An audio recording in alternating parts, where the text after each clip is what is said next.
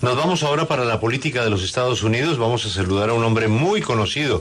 Conocido porque fue presentador de noticias, porque fue gobernador de su estado, Ohio, 8 años, porque fue candidato presidencial 2 veces, porque fue congresista también durante casi 20 años, porque tiene un libro muy popular y porque es una figura pública que permanentemente opina sobre las noticias de su estado, Ohio. ¿Por qué lo hemos llamado? Pues Ana, saludando al gobernador Kasich, exgobernador Kasich de Ohio, nos ha llamado la atención cómo en la primera potencia del mundo 3 trenes se han descarrilado, 2 en su estado, ocasionando una tremenda tragedia ambiental. ¿Qué explicación ha recibido él como veedor público y como político del estado de qué es lo que pasa con esa compañía de trenes que ha dejado esta tragedia ambiental y que ha repetido los accidentes 3 veces? Esa compañía se llama Norfolk Southern. 38 vagones llenos de químico, cloruro de vinilo, acrilato de butil, isobutileno, en fin, daños ambientales, quién sabe de cuánto tiempo de recuperación. ¿Qué dice el invitado? ¿Cómo se puede entender esto? Good morning, Mr. Kasich. Thank you very much for your time today at W Radio. Oh, you're very welcome. So let's begin speaking about the disaster that's happened in East Palestine. But more than that, we want to speak about what's happening behind this train company, because they have had 3 of their trains derailed, 2 of them in your state. And how can we explain that something like this, that perhaps is bringing so many, climate disasters, it's happening? I mean, what explanation do we have for the public about what's happening? I'm having trouble hearing you. You're asking how has this happened? Well, what I'm concerned about in terms of that disaster is I'm not sure, from what I can see, that authorities were there and handled this appropriately. It seems to me that anybody who's transporting, the trains that transport these very serious chemicals, and first of all, everybody ought to know what they're transporting. And secondly, there ought to be an action plan that would happen and be put into place immediately upon an accident. It's pretty clear that these accidents are not uncommon. They happen fairly regularly. Fortunately, they don't all happen when you're carrying these dangerous chemicals. But to me, I think we need to look at what happened there. And I think 2 absolutely essential things need to happen. One is people ought to know what they're carrying. And number 2, an action plan to deal with it immediately to protect the public. Pues nos dice que le preocupa en términos de este desastre lo que puede realizar las autoridades o las medidas que pueden tomar las autoridades para manejar esto de una manera apropiada, porque pues nos dice que primero hay que saber qué es lo que lleva este tren, si lleva un producto químico bastante serio, qué se está transportando, y segundo, tener un plan de acción para poder abordar la situación en caso de que un accidente ocurra. Y es claro que estos accidentes no son poco comunes, son bastante regulares, así que hay que mirar qué pasó, cuál fue la reacción de las autoridades, si fue apropiada o no, porque como nos decía inicialmente, hay que saber qué llevan esos trenes y qué plan de acción se va a tomar si ocurre un accidente como estos. Señor gobernador, pero ¿debió la administración Biden responder de manera más rápida a este descarrilamiento del tren East Palestine, o hicieron lo que por protocolo debían hacer? Do you believe that the Biden administration should have responded in another way, reacted differently when this happened in East Palestine? Or do you believe that the administration went ahead with the corresponding protocols? They did what they had to do? Well, I think everybody could have done a little better, for sure. ¿Cree que la respuesta pudo haber sido mejor por parte de todos?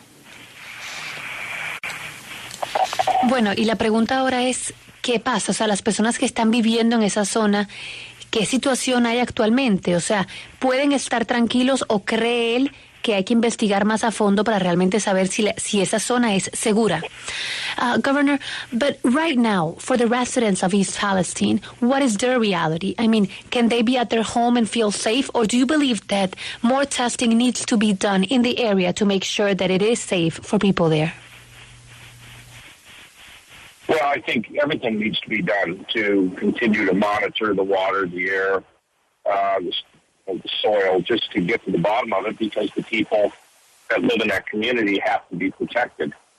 And that means all hands on deck. Now, I'm not the governor anymore, so I'm not there on a day-to-day basis. I really understand what you do in terms of what we read and what we hear.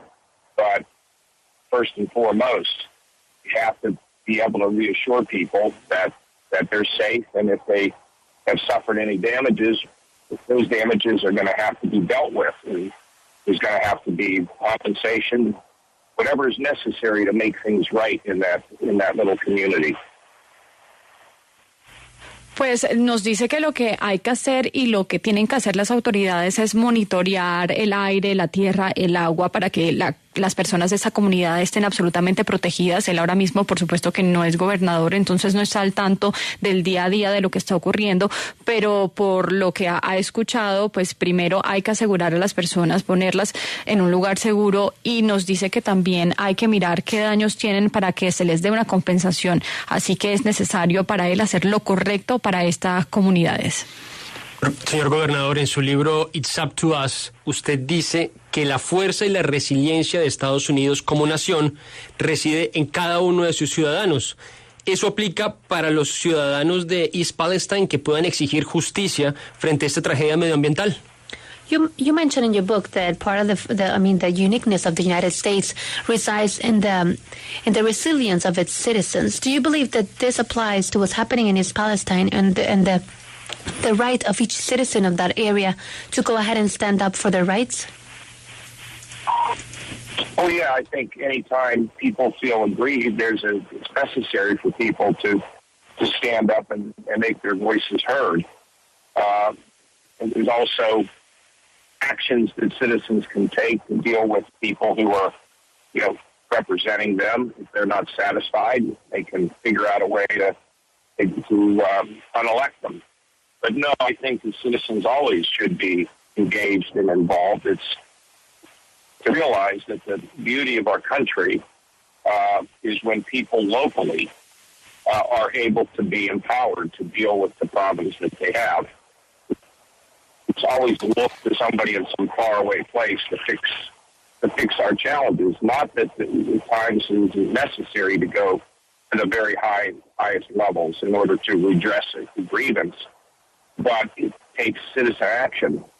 The book I wrote, It's Up to Us, is a book that calls for people to do a variety of things in order to be able to help affect their own destiny. We can't wait for somebody else always to come in and solve a problem. We have to do it ourselves. We have to do it locally in our neighborhoods, in our schools, in our churches, our synagogues, our mosques, wherever. It's important that citizens feel that is necessary for them to be heard and for them to be in a position to be able to bring about change. Pues nos dice que sí cree que las personas deben hacer escuchar sus voces, que los ciudadanos tomen acción para lidiar con las personas que los representan. Si no están satisfechos, buscar la forma de revocarlos y siempre estar involucrados en su comunidad, no esperar pues que las autoridades en el más alto nivel tomen acción, sino que también localmente pueden empoderarse para lidiar con los problemas que tienen y tener una acción ciudadana. Precisamente en su libro It's Up to Us nos dice que hace ese llamado a las personas para hacer cambiar su destino o ellos mismos afectar en el cambio de su destino y no esperar a alguien más que resuelva el problema. Ellos localmente, en sus comunidades, en sus iglesias, pueden tomar acciones y pues tomar posiciones con respecto a lo que está ocurriendo. Grace, hablemos un poco de su partido, el Partido Republicano. Hace un par de semanas anunciamos que Nikki Haley se lanzaba también como candidata presidencial. Sin embargo, los dos nombres que todo el mundo habla para el 2024 son el expresidente Donald Trump y el gobernador de la Florida, Ron DeSantis. él cómo ve ese futuro. Yo sé que a ellos no les gusta mucho tomar pues posición, pero en este punto ¿cree él que esos dos van a ser los candidatos o que de repente va a haber otra figura? Y otra cosa, ¿y si se va a lanzar? Mr. Kasich, of course that, it's still early. A few weeks ago, we heard that Nikki Haley was going to be ahead and trying to get the GOP nomination. But everybody's speaking about Donald Trump and Ron DeSantis. Do you see those two as the possible candidates for the 2024? And of course, are you still considering trying to get that GOP nomination for yourself? No, I'm not making any efforts to do that at all, period. And it's not something where I think I would have any sort of a path to do that. Look, there's going to be a lot of people that are going to be in this race. And while you have people, if you ever watched the Kentucky Derby, people have a tendency, to bet on the favorites, but oftentimes the favorites don't win. So I don't know everybody who's going to be in the race, and we have to see how things go. I don't like to handicap things because there was a time when I was a candidate and people were not giving me much of a chance or much oxygen to be able to compete, and I did quite well. The last man to stand up against Donald Trump. So I don't like to try to be a predictor right now. I mean, obviously, if you're going to run for president of the United States, you have to have the means, you have to have the ability to raise money, and you have to have a sort of magic about you where people just look and say, yeah, that's our man or woman. But so it's still early, as hard as it is to believe, but we'll see how this all unfolds, and I'm obviously going to keep an eye on it. Él no se va a esforzar por competir para ser un candidato del Partido Republicano porque no ve el camino para hacerlo, pero hay muchos que están compitiendo en este momento y si uno ve en las carreras, las personas siempre tienen una tendencia a apostar por los favoritos, pero a veces los favoritos no ganan y no sabe quién va a estar en esta carrera, entonces él dice que es muy temprano todavía para saber o escoger un candidato de su preferencia. Nos dice que una vez él fue candidato y las personas a lo mejor no le daban chance o el oxígeno suficiente para competir y al final le fue bien. Entonces por eso no le gusta escoger ahora, le parece un poco temprano, quiere ver cómo se va a desarrollar el tema. Obviamente va a estar mirando muy de cerca la situación, pero obviamente esos candidatos tienen que tener esa habilidad, uno, de recaudar dinero y dos, tener esa magia para que las personas digan, ese es nuestro candidato. Entonces cree que esas son las características que se necesitan. Governor, thank you very much for your time. Have you a good morning.